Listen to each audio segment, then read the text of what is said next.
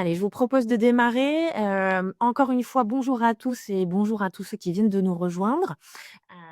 Et bienvenue sur notre webinaire «Anticiper les marges et sécuriser vos négociations distributeurs grâce aux outils EPM».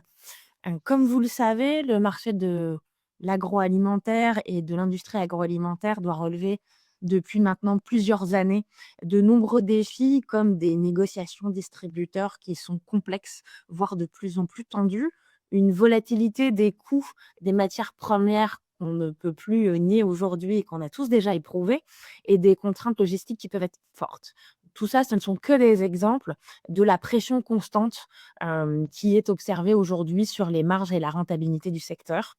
Et dans ce contexte-là, la capacité à anticiper et simuler différents scénarios, de l'activité peut devenir un véritable avantage compétitif et c'est durant ce webinaire que, nous allons, regarder ensemble comment ces contraintes-là peuvent être, des leviers de performance en, faisant de la simulation, de la prédiction et de l'analyse.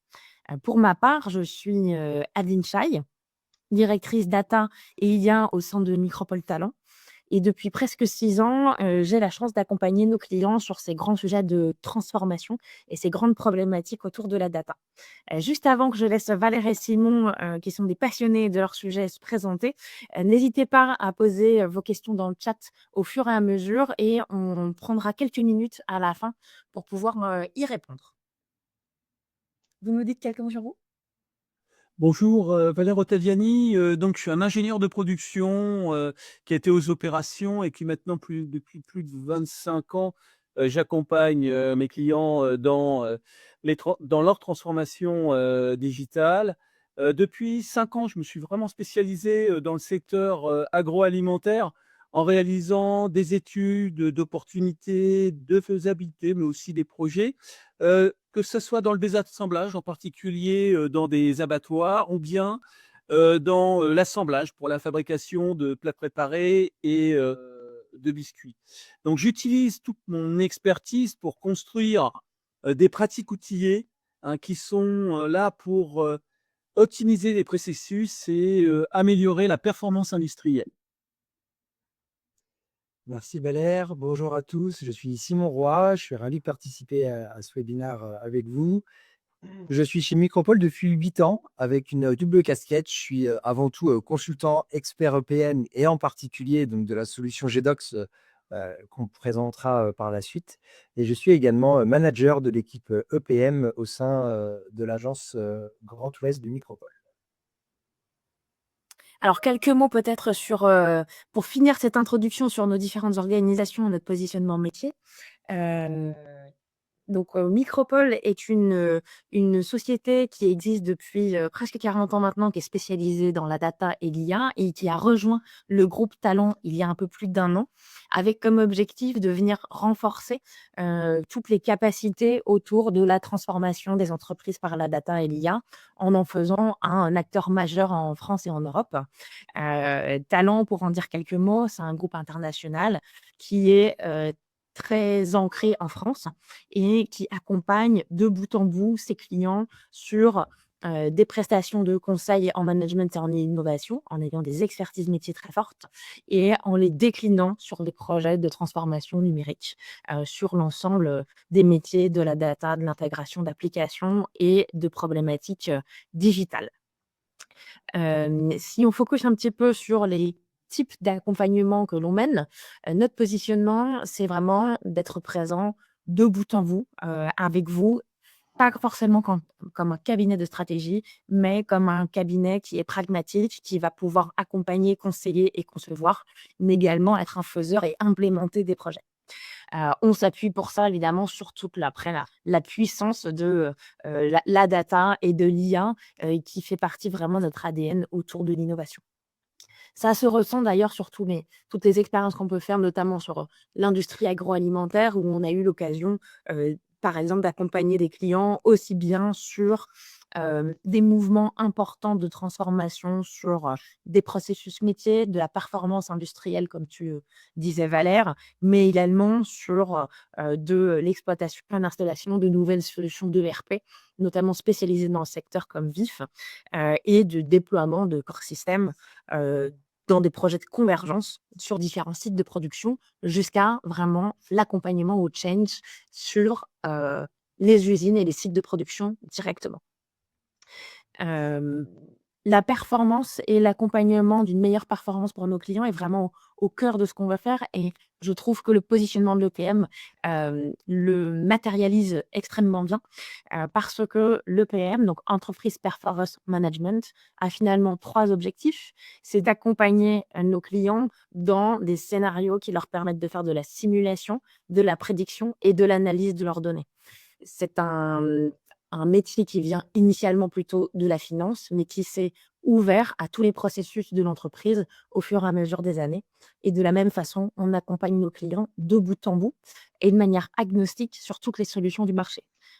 On est aujourd'hui positionné sur, les grandes solutions du marché, on est capable de les implémenter, heu, sans couture, en fonction des besoins, et de les orienter. Ça représente une équipe de 150 consultants qui est répartie sur tout le territoire. Comme tous les sujets technologiques aujourd'hui, l'émergence des nouvelles technologies est extrêmement forte, et l'IA vient également augmenter, tout ce que l'on peut faire avec ce type de solutions, et va venir vraiment révolutionner année après année les approches que l'on peut avoir, sur ces métiers-là.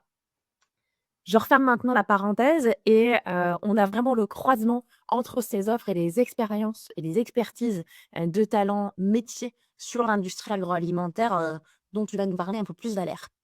Oui, je fais partie de l'agence de Rennes où nous avons, développé, une expertise, dans l'agroalimentaire, et nos équipes d'ailleurs sont constituées, essentiellement, d'ingénieurs, agroalimentaires qui ont, des expériences, opérationnelles, et donc ça nous permet d'accompagner, nos clients dans leur, transformation, alors digitale, mais c'est vraiment l'évolution, de leur processus métier avec, les technologies, les plus récentes, et dans ce cadre, on a l'opportunité, hein, d'avoir un client qui s'appelle Agro Mousquetaires, chez qui on fait, de nombreuses missions, hein, de déploiement, de maintien en condition opérationnelle, et ce client a la particularité de, couvrir l'ensemble de la chaîne de valeur de,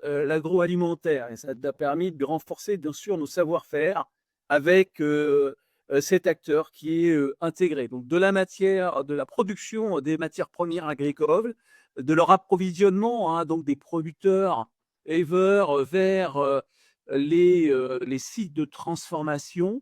Bien sûr, donc tout l'outil, industriel, fait partie de cette chaîne de valeur, et puis une fois que les produits, sont transformés, eh bien, il faut les distribuer, donc en particulier dans la GMS, c'est là où on voit ces grandes plateformes de distribution, et puis qui vont aller vers la commercialisation, et la commercialisation se fait de différents types, hein. Ça va bien sûr de la GMS au commerce de détail.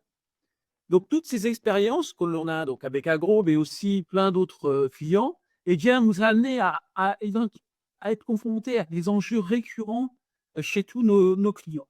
Alors, l'un des premiers qui s'impose, c'est, la variabilité, des coûts. Hein, cette variabilité, est, alimentée par, différentes sources, et donc en particulier, tout ce qui est, le coût d'achat des matières premières, des transports, qui sont, régis, par, des équilibres, entre les offreurs.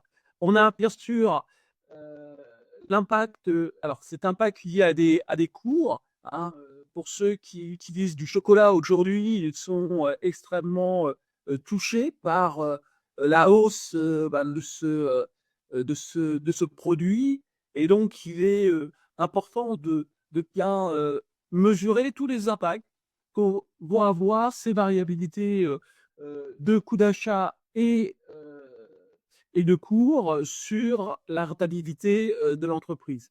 Bien sûr, on est tous confrontés au coût de l'énergie, hein, qui est volatile, mais volatile plutôt au sens de la hausse. Et puis, on a aussi aujourd'hui la volonté tous d'avoir des engagements sur la, la, la responsabilité RSE. Et donc, il y a cette volonté de garantir donc, l'achat de matières premières agricoles dans lequel on maîtrise les cycles de production, mais aussi dans lequel on démontre que on fragilise pas en fait les producteurs et les éleveurs. Donc là, il y a tout un enjeu de concilier compétitivité et durabilité. Le deuxième enjeu, c'est un enjeu externe qui est toujours un petit peu, alors qui peut être anticipé ou qui est parfois subi. Donc les prévisibles, bah, c'est tous ces grands accords commerciaux dont on entend parler. Bon, il y en a un là, en ce moment qui est comme d'actualité, c'est celui du Mercosur. Mais on a aussi des choses, bah, ce que j'ai constaté, par exemple, dans les abattoirs, bah, des coûts qui sont liés, par exemple, à des mesures de sûreté, par exemple, sur les sites. Hein, jusqu'à présent, des abattoirs étaient, j'allais dire, ouverts. Ah bah, maintenant, on sécurise des sites au niveau des accès. Il peut y avoir, bien sûr, des évolutions réglementaires et dans l'agroalimentaire, bah, il y a pas mal d'évolutions en termes de règlements. Euh, on en subit et on fait par exemple beaucoup de statuts sur l'évolution de la consommation. On consomme plus de lait, plus d'âtres, mais par contre, quand vous êtes dans la viande, on est plutôt en train de se dire quels sont les scénarios bah, finalement de diminution de la viande et quels sont les impacts bah, dans un grand groupe comme Ambro. Vraiment, cette filière va évoluer, va peser sur la rentabilité de ce bout. Et puis, on a des choses parfois hein, qui sont liées à l'évolution, par exemple, qualitative finalement de la production. Eh bien, on sait que pour avoir une pompe, par exemple, d'œufs de qualité, on sait qu'il y a une baisse de rendement. Donc, il faut anticiper si on veut faire face à l'augmentation de la consommation, eh bien, comment on peut-elle pour que donc des différentes variables. Ensuite, dans l'agroalimentaire, c'est la négociation entre les négociateurs, qui sont des négociations complexes, et toute décision influence sur la rentabilité hein, et je dirais, et même voir la stabilité de l'entreprise. Donc, il y a un grand sujet autour des accords commerciaux avec. Alors, ne pas oublier que dans les accords commerciaux, il y a les cahiers des charges qui impactent la rentabilité.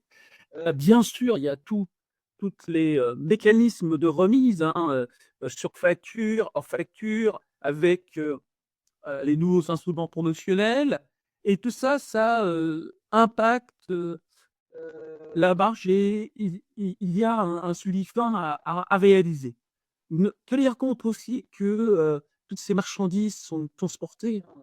Et donc, il y a tout un enjeu autour de la maîtrise de la filière logistique et puis des risques aussi hein, liés au non-respect bah, des engagements, hein, parce que dans la plupart des cas, ce sont des pénalités et donc ces pénalités viennent pour réduire votre marge.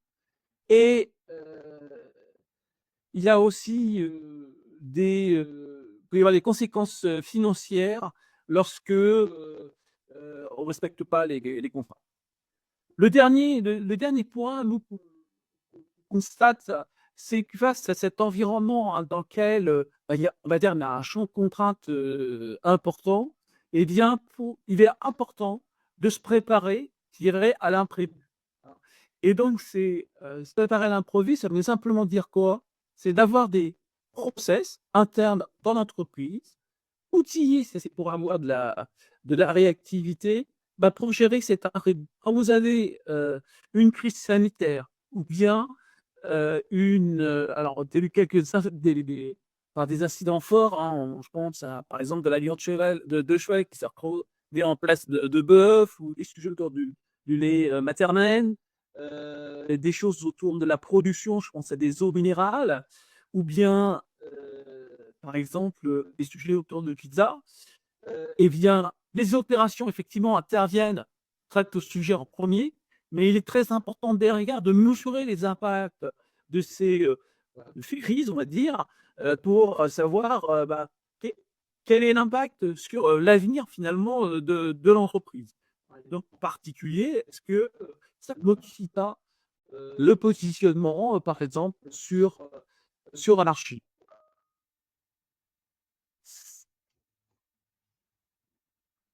Donc, comment est-ce qu'on peut, en effet, anticiper ce qui n'est pas prévisible? Ben, on peut s'appuyer, en effet, sur les bénéfices que peuvent apporter un EPM en déjà permettant d'avoir une plateforme au sein de l'EPM dans laquelle on va pouvoir centraliser des données de différentes sources d'informations et également avoir une vue consolidée grâce à cette vue-là à l'intérieur de cette même application.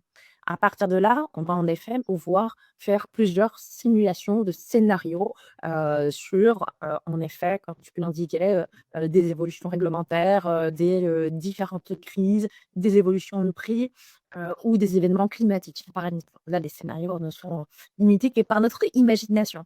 On va pouvoir les mettre en œuvre et anticiper ce que ça va pouvoir, mais bon, faire sur le business model. Tout comme la préparation des négociations va pouvoir être fortement augmenter, préparer et argumenter grâce à ces simulations qui vont pouvoir être faites. Donc globalement, c'est un bénéfice qui va pouvoir, améliorer, l'alignement, hein, des différentes fonctions d'entreprise, mais également réduire le risque, pour pouvoir mener à bien, toutes ces opérations-là. Et plus précisément, dans les cas d'usage que tu peux le voir dans le PM, ça va se décliner, sous différents aspects. Si on change de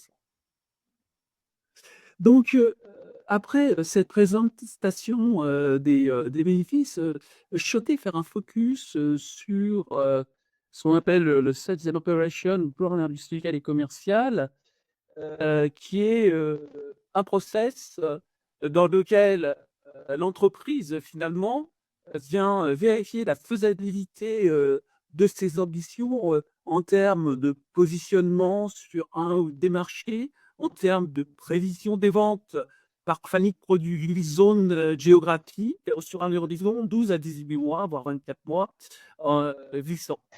Et donc, cette analyse, cette validation de la faisabilité, elle va s'appuyer sur des données multi-sources, des ressources qui donnent des informations sur les ressources financières de l'entreprise, les ressources industrielles, supply chain, qualité. Et donc,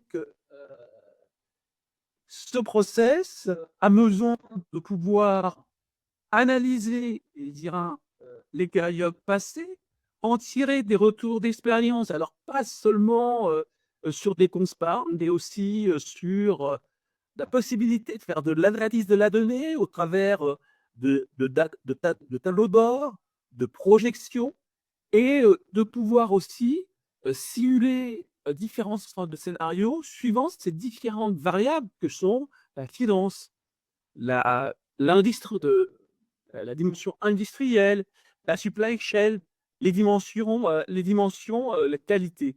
Et c'est pourquoi aujourd'hui, on voit de plus en plus, les EPL, présents sur, ce rituel de planification, qui est planification de haut site et en particulier pour ce qu'on appelle l'exécutive et SNOP, qui est cette fameuse, ce fameux rituel, hein, qui se traduit par une réunion dans lequel on a préparé une documentation et dans lequel on va vérifier si les plans passés, sont, toujours valides et où on a besoin de faire de l'assignation très rapidement parce que, on est au niveau des directions, on peut poser des hypothèses et on veut très, très vite, en pratiquement en séance, pouvoir, voir tout de suite des impacts d'une façon, on va dire, peut-être, macro, sur, des, hypothèses, voire, des décisions.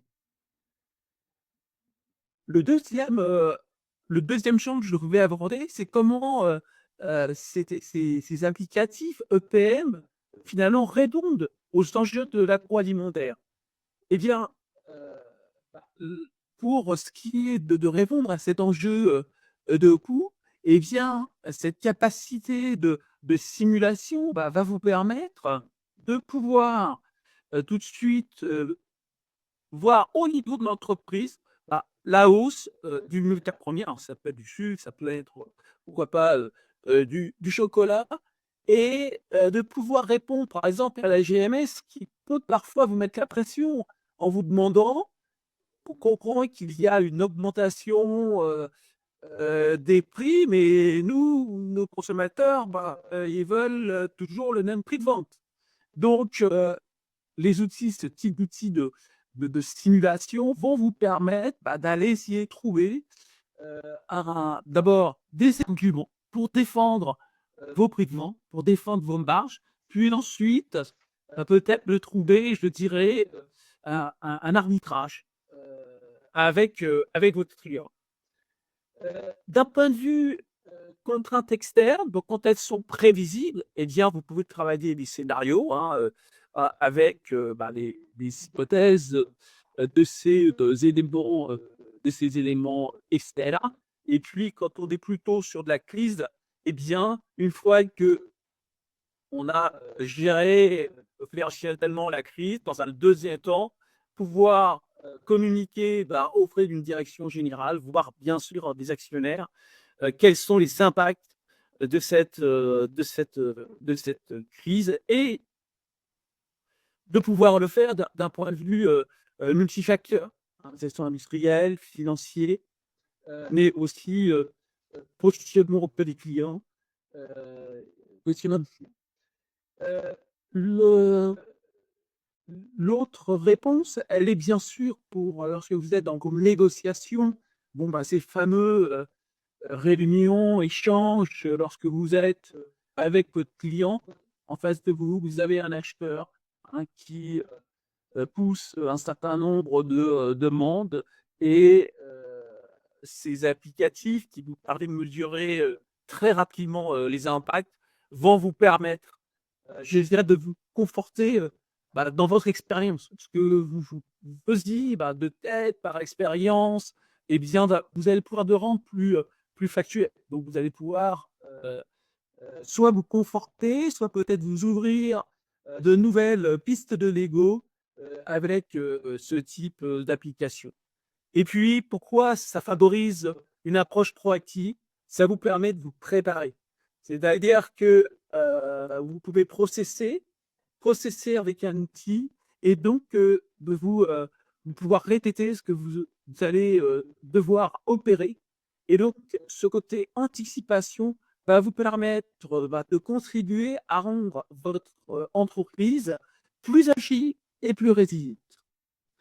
Donc, après cette présentation. Bien, pour synthétiser et pour peut-être développer par rapport au use case de le SNOP, il y a beaucoup de cas d'usage qui peuvent être également pris en charge par les EPM en règle générale et plus particulièrement par Jedox. On voit apparaître ici à l'écran. En effet, on va pouvoir faire de la gestion et de la prévision de la masse salariale, des plans commerciaux, des plans de rémunération, de l'évaluation de campagne marketing. Euh, Tout le champ également du pilotage des coûts IT peut être aussi tout à fait intégré dans ce type de problématique, tout comme la réponse aux enjeux réglementaires qui sont liés à l'ESG et aux rapports extra-financiers qui, même s'ils ont été un petit peu limités dans les dernières annonces faites au niveau européen, restent une donnée qui reste importante à produire, notamment dans le secteur. Et tous ces use cases-là viennent s'ajouter aux cas d'usage, on va dire, un petit peu plus classiques et maîtrisés que sont ceux de la finance sur le calcul de PNL, de trésorerie, etc., etc.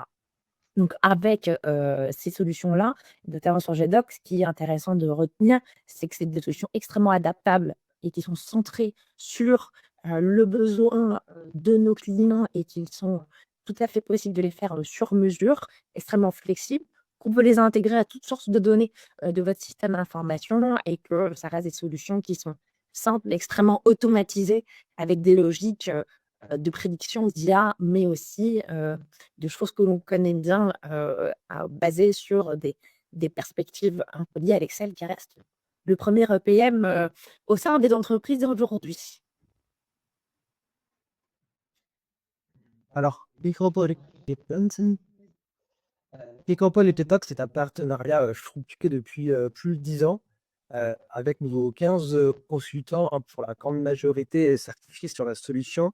Nous intervenons sur différentes thématiques qui tournent autour des besoins de planification et de simulation, euh, que ce soit sur les domaines de la finance, notamment entendu, et également de la supply chain ou encore du suivi de la masse salariale dans des applications autour de la thématique des ressources humaines.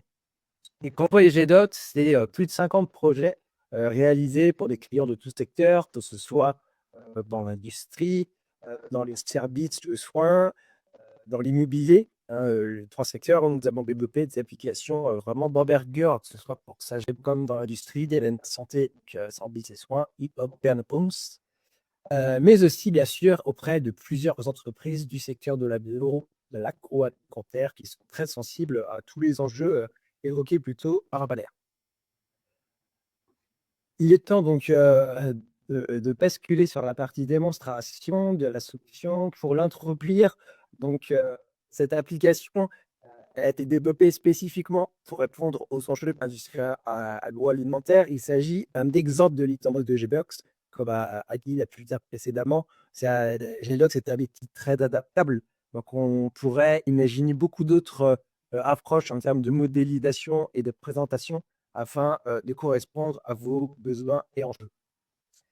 Pour l'exemple, nous allons être un groupe spécialisé plutôt dans la production de biscuits avec 2 sociétés et surtout 3 branches spécialisées dans le petit déjeuner, les goûters, l'apéritif. Nous allons dérouler donc un processus d'élaboration budgétaire qui passera par la dégradation tarifaire, donc autour du chiffre d'affaires, la gestion des charges variables et des frais fixes.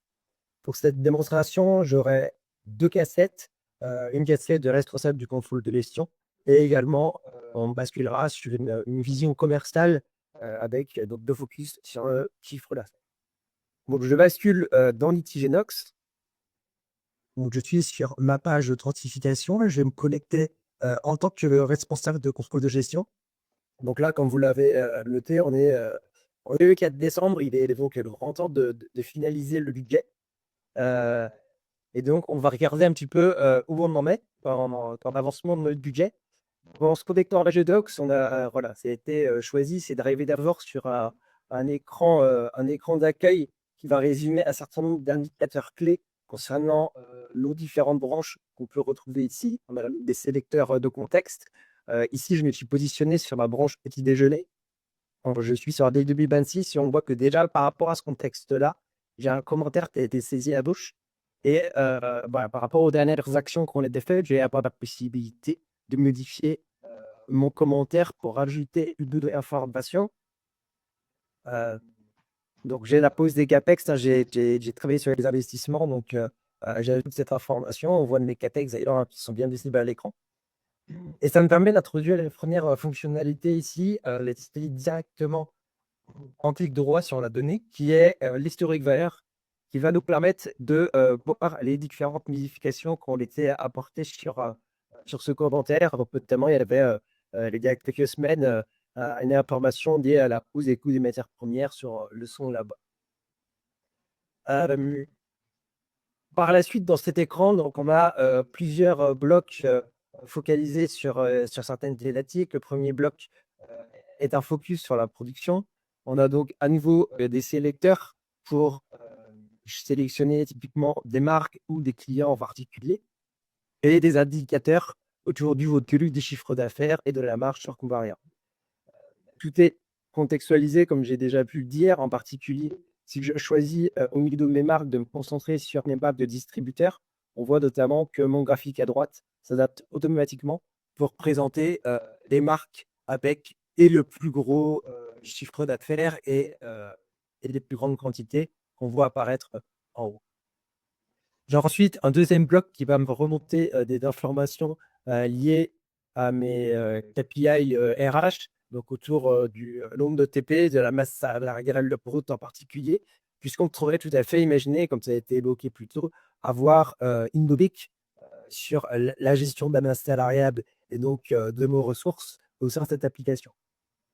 Enfin, je vois apparaître dans un dernier bloc mes indicateurs autour du résultat, donc toujours sur ma branche le petit déjeuner, avec la vision graphique correspondant donc à la décomposition de mon résultat. Mon processus d'élaboration budgétaire est suivi via un workflow qu'on va retrouver en bas de mon menu de navigation.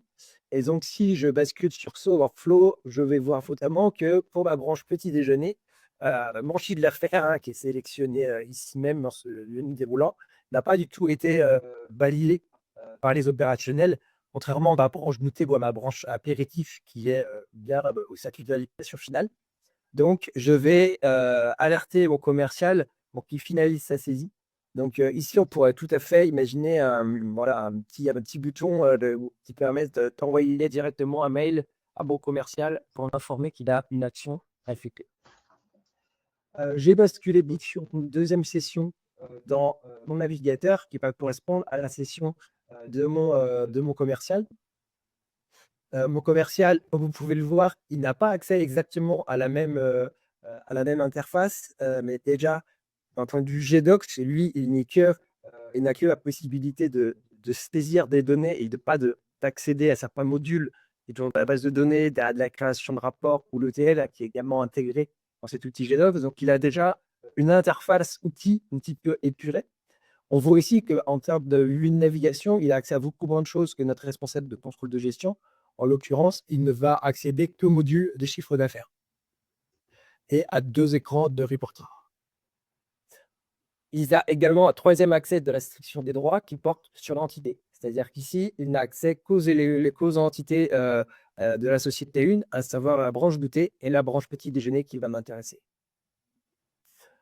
Au-delà de ça, donc l'écran ici est similaire à ce qu'on avait pour notre responsable de contrôle de gestion, puisqu'ici, il ne s'agit que de consultation. L'action qui a mené d'apporter sur les paramètres commerciaux de mon chiffre d'affaires. Donc, dans ce tableau, je vais pouvoir sélectionner un budget et un scénario, pardon. Je vais pouvoir vous choisir entre le budget qui est le scénario qu'on va utiliser dans cette démonstration, mais je pourrais en avoir d'autres tels que des scénarios pessimiste ou optimiste vont être reliés à des facteurs externes tels que la hausse des coûts d'énergie ou d'autres éléments. En tant que commercial, moi, on m'a demandé une action autour de la centrale nationale Carrefour, donc je vais aller la sélectionner. Je retrouve ici donc tous les rabais, ristournes et autres accompagnements commerciaux qui ont été négociés avec mon client Carrefour. J'ai aussi la possibilité, au-delà de ces pourcentages, d'avoir une enveloppe numérique, on va dire en brut. Et je vais pouvoir modifier en fait directement tous les éléments liés par exemple à ma ristourne 2, puisque là, tu vas avoir l'information qu'on a négocié une diminution de cette ristourne de l'ordre de 10% de ce qui était déjà négocié. Donc, je vais pouvoir sélectionner l'ensemble de mes lignes et utiliser une syntaxe un petit peu particulière qui va permettre en fait une saisie directement sur les propos soulignés. Voilà, donc tous mes éléments de ristourne ont été directement impactés. Ces éléments donc de phase qui facilitent la saisie. Donc il y a différents caractères qui sont proposés, mais si on ne les connaît pas, il est également possible d'y accéder directement en clic droit avec l'assistant de planification qui ouvre une petite fenêtre facilitant en fait ces opérations. On retrouve d'ailleurs le double dièse qui est ici, mais avec des éléments qui vont permettre à l'utilisateur de bien comprendre, de bien maîtriser ce qu'il est en train de faire. Donc voilà, j'ai modifié une listion de 2. Je vais ensuite basculer sur l'écran de gestion de mes volumes et mes prix. Je suis toujours sur ma branche petit déjeuner. Je vais m'intéresser ici à ma famille d'articles 14 sur lequel j'ai quelques actions à mener toujours pour mon client Carrefour. Je vais aller sélectionner. En l'occurrence, sur mon article 145, j'ai eu l'information que les volumes allaient diminuer à 150 huiles. Donc là, ici, je vais travailler de la même manière que tout à l'heure avec un caractère qui va faciliter ma saisie sur le Lego consolidé, mais cette fois, je mets directement un montant brut. Voilà. J'ai également comme information que j'ai un nouvel article qui doit être créé. Donc, je vais pouvoir, dès ce bouton, fait un nouvel article directement dans Jedox. Donc, cette interface n'a pas pour vocation à remplacer les référentiels qui sont maintenus au sein de votre ERP notamment. L'idée derrière ça, c'est faciliter encore une fois la simulation en vous permettant très facilement de rajouter en quelques clics un article prévisionnel qui va vous permettre d'aller au bout de votre processus. Et bien sûr, dans un second temps, lorsqu'on rapprochera les données du budget, les données du réel, on aura un petit mécanisme qui permettra en fait ce mapping pour permettre le suivi et des données dans le temps. J'ai deux options possibles pour la création d'un article. Je peux créer un article entièrement Livebo en renseignant l'ensemble des informations, tout copier un article déjà existant. Donc ici, typiquement, j'ai sélectionné mon article 158. Je vais lancer une petite copie. Et là, voilà, j'ai récupéré les caractéristiques de mon article 158 et il y aurait juste le libellé à modifier. Donc, en l'occurrence, c'est une nouvelle brioche en 200 grammes qui doit être prochainement commercialisée. Donc, j'ai modifié le libellé. Dès que je ferme la fenêtre, la brioche, elle apparaît ici. Sur la première ligne, on voit bien qu'en termes de quantité, volume et prix, je me retrouve exactement avec les mêmes informations que sur mon article 150. Toutefois, cet article, il ne va pas être commercialisé tout de suite. Donc, je vais ouvrir via la loupe la saisie de mois par mois pour en fait enlever les quantités des 3 premiers mois de l'année, puisque ça ne sera commercialisé qu'à partir du mois d'avril. Voilà. Donc, ça, cette fonctionnalité de saisie plus fine au mois est disponible pour chacun des articles, mais là, ça a beaucoup de sens sur mon article prévisionnel. Voilà. Je peux ensuite réajuster à nouveau mes quantités. Par exemple, voilà, ici, en fait, je vais diminuer un petit peu. 180 000, ce sera suffisant pour cet article prévisionnel. Et en fait, ce qu'on voit, c'est que ces 180 000, si on regarde au mois, ils restent répartis en fait au prorata de la valeur précédente. Ici, on est dans un article prévisionnel. S'il s'agissait d'un autre article, par exemple, on va dire ici le 150 qui existait déjà, il a aussi une saisonnalité qu'on retrouve dans les quantités qui peut être en fait basée sur le réel de l'année précédente. Voilà. À travers des mécanismes d'allocation des quantités, on va pouvoir répartir les données directement en fonction de la historique de valeur. Et je peux également, à travers cet écran, initialiser mes prix. Je vais pouvoir modifier les prix de mes différents articles. En l'occurrence, j'ai des négociations qui vont débuter au mois de mars et tous mes prix vont devoir être diminués de quelques pourcents. Donc, je les sélectionne voilà, en quelques clics l'ensemble de mes données et je vais à nouveau utiliser mon caractère de splashing pour il précisait une diminution des coûts. Voilà, on laisse le temps au calcul et tous mes prix sont directement ajustés. Les montants ont été recalculés en fonction de ces nouveaux prix. Je n'avais en tant que commercial qu'une action à mener sur le client Carrefour. Donc, je vais pouvoir désormais valider le workflow associé.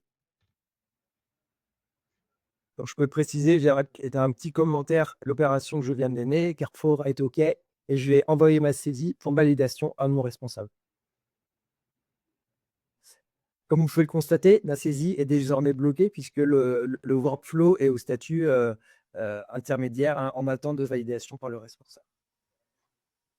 Je peux désormais basculer sur un écran de restitution qui va me permettre d'étudier, de voir en détail l'ensemble de la décomposition de mon chiffre d'affaires. Donc, je retrouve ici pour mon client Carrefour, donc je peux tout à fait remonter au niveau typiquement de la GMS, l'ensemble de ma dégradation avec les différents rabais qui ont été négociés, les différents accompagnements ou un peu plus négociés avec mes clients. Je retrouve en dessous la décomposition de l'effet CA3net par comparaison avec le dernier forecast de l'année en cours. Je retrouve donc l'effet prix brut, l'effet de dégradation, l'effet volume X. Et tous ces éléments, on va les retrouver dans le graphique en cascade présenté juste à droite, qui montre justement l'évolution entre mon CA3net au forecast de mon année en fait en cours, hein, avec le CA3net du budget qui a été qui est simulé, où cette hausse elle est essentiellement composée de mon effet prix brut qui met une vraie hausse avancée à 3 net. Je peux également avoir d'autres analyses ci-dessous. Donc là, j'ai une analyse de mon top 10 de mes clients pour toujours ma branche petit déjeuner en JLS. Et enfin, j'ai un focus sur les deux circuits de distribution, GMS et RHD, avec une analyse temporelle, hein, entre l'année en cours 2025 et intégrant également les prévisions budgétaires pour suivre donc l'évolution dans le temps. Cet écran peut être facilement exporté au format PDF. Donc dans cet export, on retrouve l'intégralité de ce qui a été présenté à l'écran, y compris les éléments de contexte. Et on va pouvoir donc partager et diffuser ce document par mail, par exemple. À ce stade, mon processus chiffre d'affaires pour mon commercial est terminé. Je peux donc me déconnecter et, si besoin, en informer le responsable du contrôle de gestion, même si, comme vous l'avez vu à travers le commentaire mis au moment de la validation du workflow, on pourrait tout à fait imaginer là aussi l'envoi d'un mail à mon responsable. Je me reconnecte à nouveau en tant que responsable du contrôle de gestion. Donc là, j'ai basculé d'autres sessions. J'ai juste à rafraîchir les données et on voit bien que ma branche petit déjeuner a été validée au niveau de mon commercial. Et si j'ouvre le détail, je vais pouvoir, moi, rejeter la saisie ou la valider. Donc là, je vais dire s'il y a OK et valider mon chiffre d'affaires. On voit bien que l'ensemble de la ligne a été validé. L'étape suivante, donc, c'est les charges variables. Donc, ce qu'on peut voir en propos au niveau de mon workflow, c'est que les charges variables n'ont pas été du tout traitées. Là, cette fois, ça va être traité directement au niveau du contrôle de gestion. Donc, je vais basculer dans le menu des charges variables. Je commence donc par un écran de construction. Ici, je peux me positionner donc soit sur une famille d'articles, typiquement la famille 14, soit directement sur des articles fins. Ici, je suis en vision moyenne et donc tous mes coûts sont les coûts moyens de la famille. Je peux toutefois voir, par exemple, sur mes matières premières, la décomposition par article. Il y a une fonctionnalité de Nupo natif de GDocs disponible en clic droit sur les données, qui est le drill through. Donc le drill through, c'est ni plus ni moins que l'affichage des lignes de détail issues de ma base de données, hein, de mon cube GDocs, qui compose donc ce chiffre ici de 40 centimes.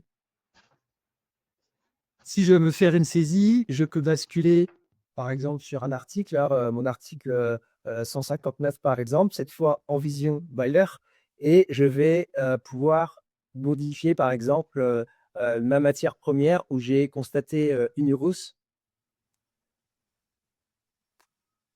Donc voilà, je passe de 30 à 35 centimes.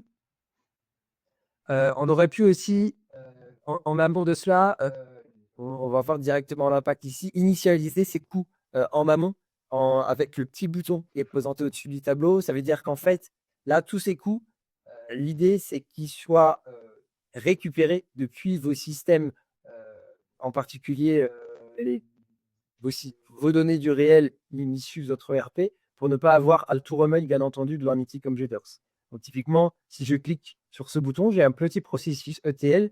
Je rappelle durant l'exécution qu'en fait, l'ETL est un composant nativement intégré à GDocs et qui permet donc de mettre en place des processus très élaborés, à la fois pour l'intégration des données, l'export si besoin, mais aussi pour éventuellement des calculs complexes durant vos processus.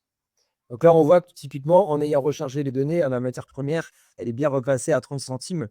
Donc ça correspondait bien aux données que j'avais de base issues de mon ERP. Et donc, l'idée, comme on l'avait fait juste avant, c'était de passer ça à 37 centimes. Si on passe, alors là, on va pouvoir valider notre workflow. C'est la seule modification qu'on avait à faire. Forcément, c'est un cas d'usage très simplifié, hein, ici. Puisque je suis responsable du contrôle de gestion, la petite particularité également, c'est que du coup, j'ai la possibilité de valider la saisie qui vient d'être faite. Forcément, là aussi, c'est simplifié. On n'a que deux niveaux de responsabilité. Mon workflow est donc validé, la saisie est de nouveau bloquée, et je vais pouvoir basculer sur la vision restitution. Donc, mon processus de charge variable est finalisé. Je vais retrouver dans ce tableau un rappel de mes volumes, et ensuite, je vais pouvoir descendre jusqu'à ma marge sur coût variable. Je peux constater ça à la fois en montant via ce sélecteur ou en euros kilo. Ici, je suis uniquement sur l'article 159, mais encore une fois, le sélecteur, il faut remonter sur ma marque, sur l'ensemble de mes articles. Et on peut voir d'ailleurs que via ces sélecteurs, je peux analyser mes données. Donc, par famille, c'est ce qu'on fait depuis tout à l'heure, mais aussi par positionnement, par caractéristique. Donc là, c'est le type d'agriculture, biologique, raisonnée ou conventionnelle, euh, etc.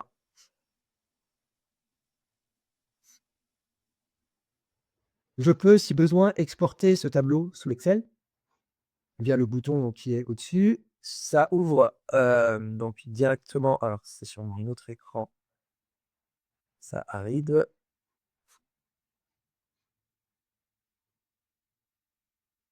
Donc cet export Excel présente les données sans les formules en fait qui sont derrière dans GDocs en fait, hein. Forcément, GDocs, il y a des requêtes dans la base de données.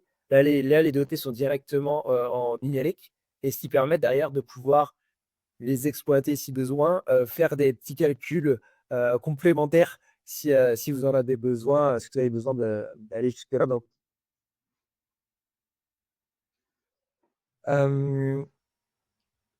Donc, mes charges variables ont été finalisées. Le seul processus restant à ce stade, c'est donc les charges fixes. Je vais donc basculer toujours en tant que responsable du contrôle de gestion sur mes charges fixes. Le premier écran, c'est un écran de mapping qui permet en fait d'affecter des divisions ou des services à mes branches. En l'occurrence, ici, la modification que j'ai à mener, c'est que pour ma branche petit déjeuner, je vais avoir désormais des coûts de R&D associés. Donc, j'ai tout simplement coché cette petite case. Et dans l'écran suivant de construction, je vais directement retrouver pour ma branche petit déjeuner la colonne R&D qui apparaît. C'est directement lié à cet aspect de mapping.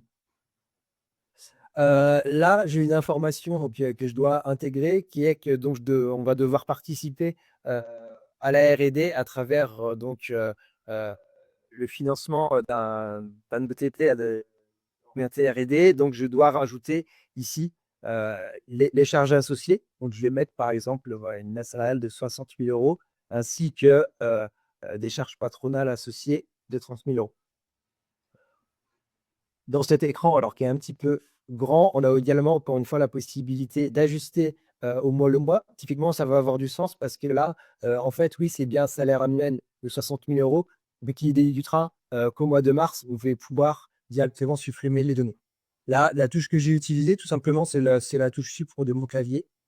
Ça permet de supprimer les données, tout comme la saisie de zéro ferait exactement la même chose. C'est la seule modification que j'avais à mener autour de mes charges fixes, et c'est la seule chose qui m'avait été demandée. Donc, je vais à nouveau pouvoir valider le workflow. Ouais, je valide, je vais un petit peu plus vite. On va donc à ce stade pouvoir passer à la restitution de mes charges fixes, où je peux suivre, à l'image de ce qu'on avait tout à l'heure pour les charges variables, l'évolution dans le temps en comparant avec mon réel de l'année précédente, ma forecast en cours, et donc le budget qui est en cours d'élaboration.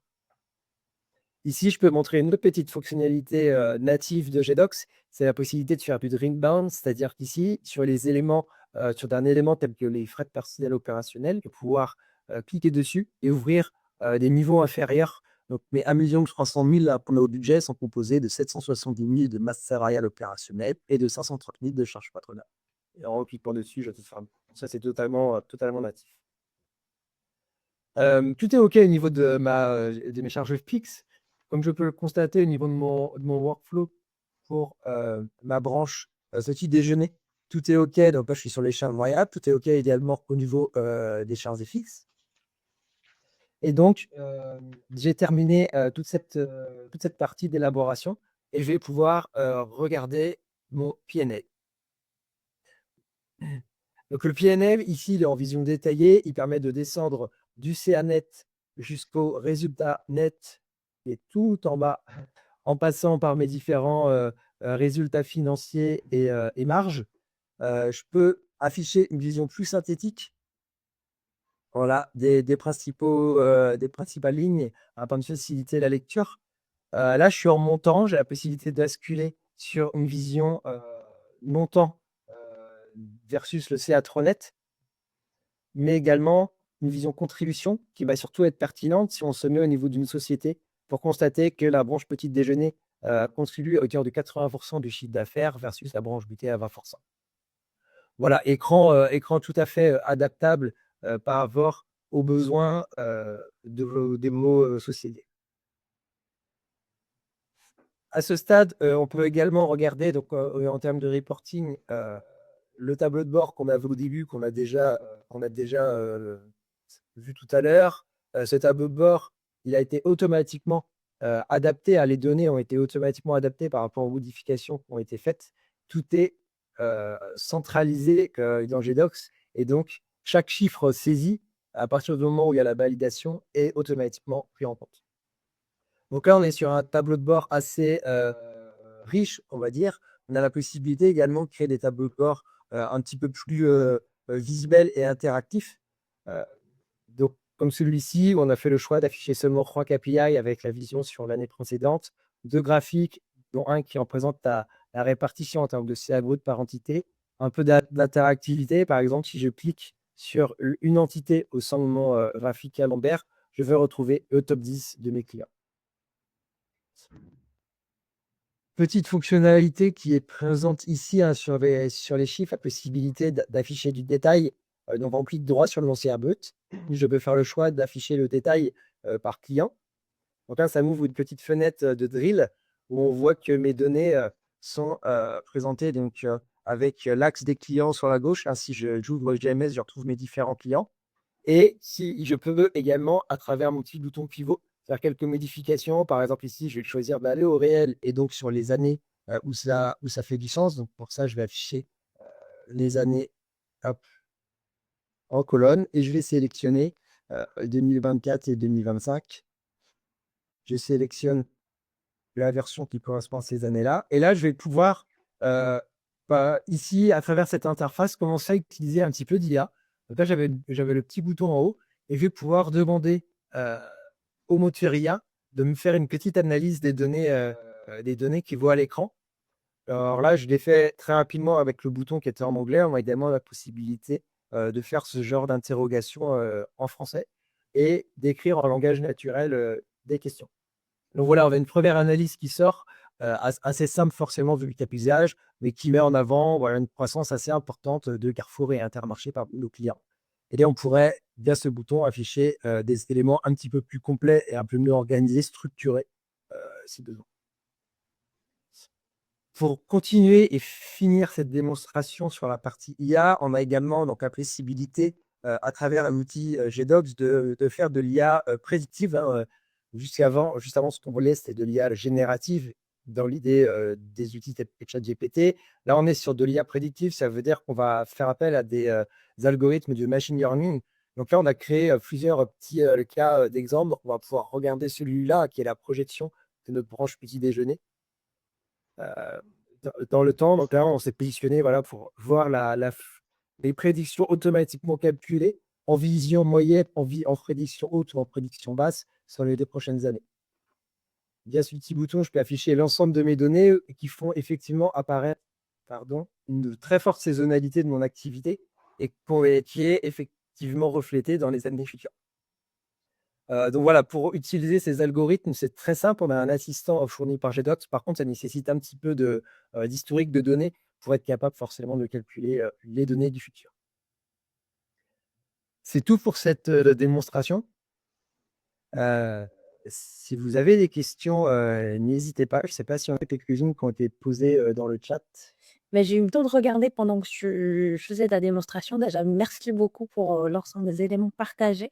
On a eu en effet quelques questions, dont la première sur la sécurité des différents types de profils dont tu parlais, hein, j'imagine, entre la partie contrôle de gestion et commerce. Comment est-ce que sont gérées la sécurité des données des utilisateurs? Bah, alors donc effectivement, comme j'ai pu le montrer tout à l'heure, Omity est très flexible pour, définir, à la fois des rôles. Donc les rôles, c'est un assez haut niveau, de gestion de droit qui va permettre de piloter les fonctionnalités typiquement de saisie ou pas, d'accès à certains modules ou pas. Ensuite, on a des droits directement sur les volets, donc c'est ce qui va permettre, de restreindre l'accès typiquement à certaines entités comme je l'ai montré tout à l'heure. Ce qu'il faut savoir aussi, je bascule sur un autre sujet sur de la sécurité, c'est que les données, donc elles sont stockées directement, dans Jedox. Jedox est hébergé sur des, serveurs, Azure, mais il y a la possibilité, Jedox commercialise également une offre, de cloud privé qui vous permet de garder en fait, l'ensemble de vos données au sein de votre, propre, réseau. Merci beaucoup pour ça. Peut-être une question pour peut-être tous les 2 qu'on avait sur le gain ou le ROI qu'on peut espérer, avec ce type d'application. Donc une question souvent, très large, peut-être pour les je repérimétrerai peut-être au contrôle de gestion qui est la fonction la plus utilisatrice en règle générale. Bah, le premier gain, on voit, toute l'automatisation, je dirais, de l'engineering, autour de la donnée. Donc, déjà cette caractéristique, va vous permettre de supprimer toutes ces activités de mise en forme, consolidation des données. Donc ça, souvent, ce sont des tâches répétitives, heu, importantes, dans beaucoup d'entreprises. Et l'autre gain, c'est, par exemple, les contrôleurs de gestion ont leurs activités, expliquées, pour coller ou pas, aux résultats, mais souvent en parallèle, on leur demande aussi de faire des études, sur, des familles de produits, des évolutions, souvent demandées d'ailleurs par les équipes commerciales. Et donc ça va vous redonner de la capacité, avec votre équipe à, répondre, à tous ces besoins, de l'entreprise. Hein, parfois même, si vous avez je dirais, beaucoup de données à traiter, parfois on a des gens qui sont dédiés au retraitement de la donnée, et là on peut aller jusqu'à, finalement, la suppression de cette activité. Merci beaucoup pour ça. Le temps est quasiment écoulé, donc voilà, il me reste à vous remercier pour votre intervention, d'aujourd'hui qui était très intéressante. N'hésitez pas à revenir vers nous si vous avez, d'autres questions et d'ici là, je vous souhaite à tous une excellente, journée. Merci beaucoup. Merci. Merci à tous. Bonne journée.